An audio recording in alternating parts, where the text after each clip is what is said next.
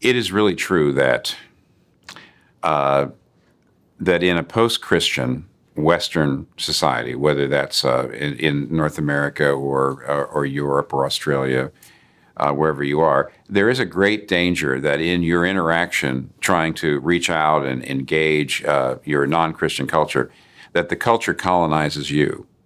And the reason for that is that a post-Christian culture is quite different than a non-Christian or pre-Christian culture. The post-Christian culture has co-opted a lot of Christian ideas. It has, for example, taking care of the poor and human rights and many of these things that did not grow up in non-Christian cultures. They grew up in the West in Christian culture. The West has sort of taken over a lot of Christian ideas and taken them to an extreme. So, for example, the importance of human rights and doing justice has been turned into an extreme individualism.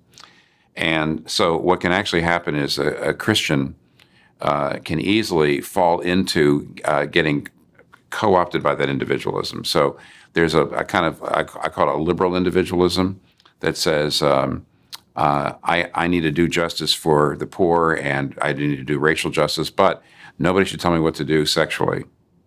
There's a kind of conservative individualism that says, I believe in traditional values, but I can do anything I want with my money, and please don't talk to me about race because I didn't own any slaves, and I don't think that's a problem.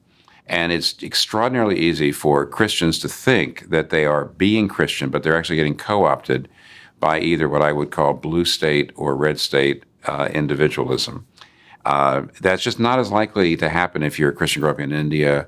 You're not likely to just sort of fall into Hinduism. You're not as likely if you're a Christian growing up in Japan to just fall into Buddhism, but you are very likely to fall into one of these forms of liberal or conservative individualism, thinking it's Christianity.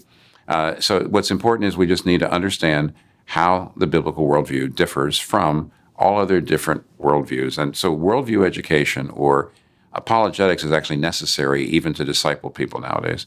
For all these reasons, it's not easy to engage the culture and to reach out and to seek to convert people and know them, but we have to do it because the Bible commands us to do it. And even in Western culture where there's those dangers, we have to do that.